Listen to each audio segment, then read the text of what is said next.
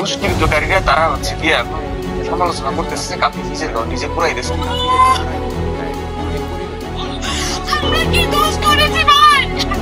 কাফিদের যখন ঘর পড়ে তখন বাঙালি এবং মুসলমানরা সবাই বেদনায় আটকে ওঠে। আমাদের মেইন স্ট্রিমের মিডিয়াও তখন সরব হয়ে ওঠে। কিন্তু যখন আমাদের ইন্ডিজিনাস পিপলসের ঘর পড়ে তখন আমাদের মিডিয়াও কি এতটা সরব হয়ে ওঠে? পাহাড়ের কান্না কি আমাদের মিডিয়াতে সঠিকভাবে পৌঁছায় নাকি পৌঁছতে দেওয়া হয়? কেন কাফিরা ইন্ডিজিনাস বিদ্বেষ, জাতিবিদ্বেষ ছড়ায়? কাফিদের কারা ইন্ধন দেয়? এর পরিণতি কি? আজকের কন্টেন্টে আমরা এর উত্তর খুঁজব। জোজো নমস্কার, আশা করি সবাই ভালো আছেন। আজকে আমরা একটা বিষয় নিয়ে কথা বলবো। আমাদের খুব আলোচিত সমালোচিত একজন কন্টেন্ট ক্রিয়েটর কাফি, যার বাড়ি পুড়ে গেছে। পুড়ে যাওয়ার পরে তাকে নিয়ে কিন্তু নানা রকম কথাবার্তা হচ্ছে। কিছুদিন আগে আমাদের পার্বত্য চট্টগ্রাম, বিশেষ করে খাগড়াছড়িতে, সেখানে কিন্তু বাঙালি এবং আমাদের যারা ইন্ডিজিনাস পিপলস আছে তাদের মধ্যে কিন্তু এক ধরনের সংঘাত সংঘর্ষ জড়িয়ে পড়ে।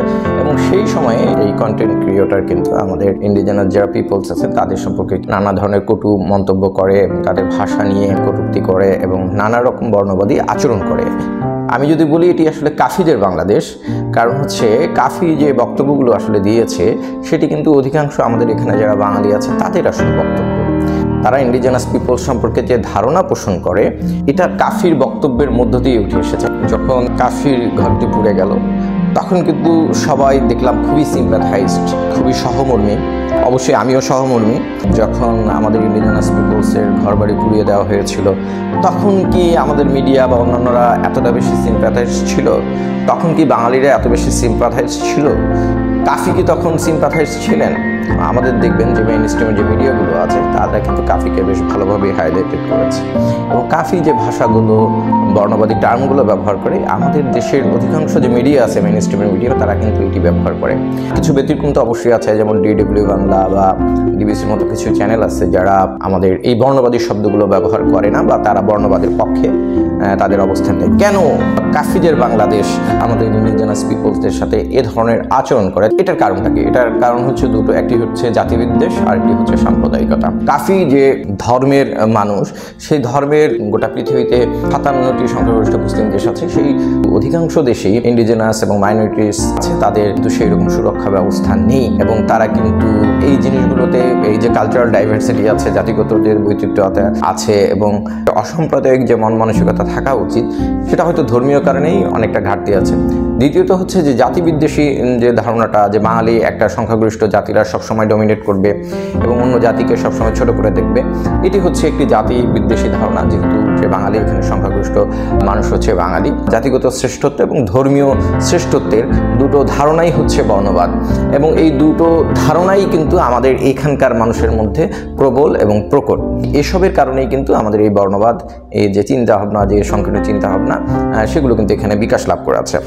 বাংলাদেশের সবচেয়ে যে ছোট জিনিস সেটি হলো তাদের মন।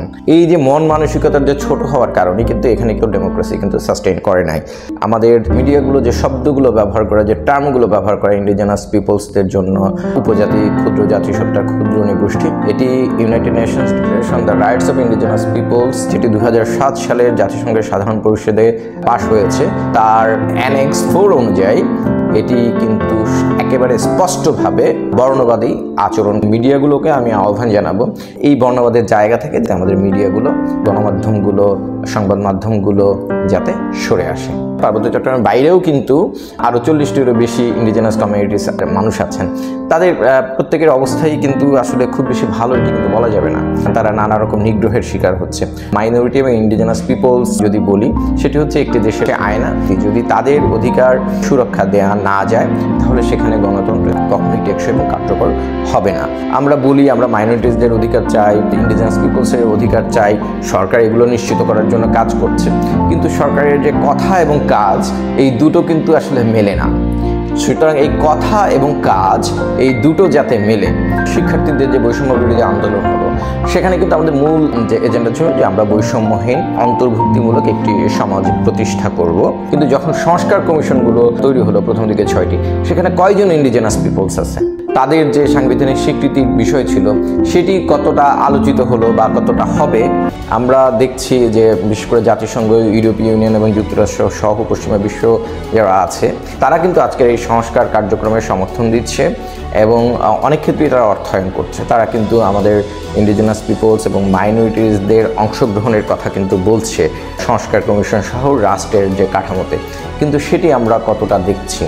গত আওয়ামী লীগ গভর্নমেন্টের পতনের পরে যে নতুন যে সরকার আসলো তারা কিন্তু এই বর্ণবাদ থেকে বের হওয়ার চেষ্টা করেছিল, কিন্তু এখন কিন্তু তারা খুব একটা বেশি সামনে এগোতে পারছে না।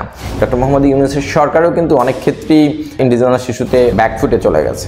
মূল একটা কারণটা হচ্ছে এখানকার যে অধিকাংশ বাঙালি আছে, আমাদের যে নিরাপত্তা বাহিনী আছে, যাদের বিরুদ্ধে এই ধরনের অভিযোগ পাওয়া যায় বর্ণবাদ বা ইন্ডিজিনাস পিপলসের বিরুদ্ধে উস্কানিমূলক কর্মকাণ্ড করার, তো আমরা কিন্তু আজকে এসে দেখছি আয়নাঘর বের হচ্ছে, এমন অনেক কিছু বের হচ্ছে যেগুলো কিন্তু আসলে সভ্যতার সাথে যায় না। যারা আয়নাঘর বানিয়েছে তারাই বাংলাদেশকে একটি অসভ্য, বর্বর, অমানবিক রাষ্ট্র হিসেবে গোটা বিশ্বের কাছে প্রতিষ্ঠিত করেছে। যারা এগুলো বানিয়েছে তারাই ইন্ডিজিনাস ইস্যুতে একই ধরনের বর্ণবাদী ধারণা পোষণ করে। তারাই বাংলাদেশের ইন্ডিজিনাস পিপলদের অস্বীকার করতে চায় এবং জাতিবিদ্বেষ ছড়াচ্ছে। এটা স্পষ্ট যে এদের অনুসারীরাই ছদ্মবেশে বর্ণবাদ ও সাম্প্রদায়িকতা ছড়াতে কাফিদের ইন্ধন দিচ্ছে। এদের অনুসারীদের কারণেই হয়তো ইন্ডিজিনাস ইস্যুতে ইউনূস সরকার পিছু হটছে। তবে সবারই মনে রাখা উচিত, আয়নাঘর যারা বানিয়েছে তাদের পরিণতি যেমন ভালো হয়নি, তেমনি ইন্ডিজিনাস ইস্যুতে যারা এখনো বর্ণবাদ, সাম্প্রদায়িকতা ও জাতিবিদ্বেষ ছড়াচ্ছে তাদের পরিণতিও ভালো হবে না, ইতিহাস সাক্ষী। সুতরাং যারা আসলে এই কাজগুলো করার চেষ্টা করছেন, এটি আদতে আমাদের ইন্ডিজিনাস পিপলসের যতটা না ক্ষতি করবে তার চেয়ে বেশি বাঙালিদের জন্য এটি ক্ষতির কারণ হবে। সেই ক্ষতির কারণটা কিন্তু এখন আমরা দেখতে পাচ্ছি। আমরা কি এটা উপলব্ধি করতে পারছি? স্বাধীনতার পরে গণতন্ত্র প্রতিষ্ঠার চেষ্টা করা হলো, 91 সালে গণঅভ্যুত্থান হলো, তারপরে গণতন্ত্র প্রতিষ্ঠার চেষ্টা করা হলো, কিন্তু কেন হলো না সেটা কি আমরা কখনো বিশ্লেষণ করে দেখেছি? এই দেশে প্রায় 20 বছরের হবে একটি দাবি ছিল যে আমাদের দেশে একটি মাইনরিটি মিনিস্ট্রি বা সংখ্যালঘু মন্ত্রণালয় দরকার। সেটা কিন্তু এখন পর্যন্ত করা যায়নি। এতটা সংকীর্ণতা। অ্যাজ এ খ্রিস্টান হিসেবে আমি বলতে পারি এই দেশের আর্থসামাজিক উন্নয়নে আমাদের 20% বেশি অবদান আছে, কিন্তু আমার রাষ্ট্র পরিচালনার ক্ষেত্রে আমরা কতটুকু সেখানে কন্ট্রিবিউট করতে পারছি। শুধুমাত্র আমাদের মানসিক দৈন্যতার কারণে কিন্তু আমরা এগোতে পারছি। এটাকে একটি উদাহরণ দিলাম।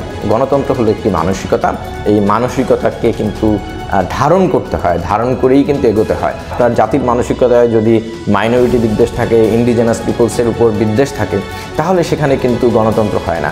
মনের কথা এবং মুখের কথা এবং কাজ এগুলো কিন্তু এক হতে হবে। আমাদের ইন্ডিজিনাস পিপলদের বলবো যে আপনারা কখনোই কোনো ধরনের ভায়োলেন্সে যাবেন না, কোনো ধরনের সহিংসতার পথ বেছে নেবেন না। এই বাঙালিরা যে আচরণ করছে তাদের ফল তারা নিজেরাই পাবে, তারা নিজেরাই নিজেদের প্রতিপক্ষ, এবং তাদের এই যে ডিস্ট্রয়টা হচ্ছে এটা তারা নিজেদের ডিস্ট্রয়ের জন্য নিজেরাই যথেষ্ট। দুষ্কৃতকারীরা তারা বললো যে কাফির বাবাকে তেলের পাম্প থেকে 5 লিটার তেল কিনতে দেয়া গেছে ঘর পড়ার আগে 2 দিন আগে। হচ্ছে পাশের দেশ মিয়ানমারে দেখি, সেখানে তারা রোহিঙ্গাদের উপরে যে আচরণ করেছিল মুসলিম বলে বা অন্য জাতির লোক বলে, সেই দেশের পরিণতি কি ভালো হয়েছে?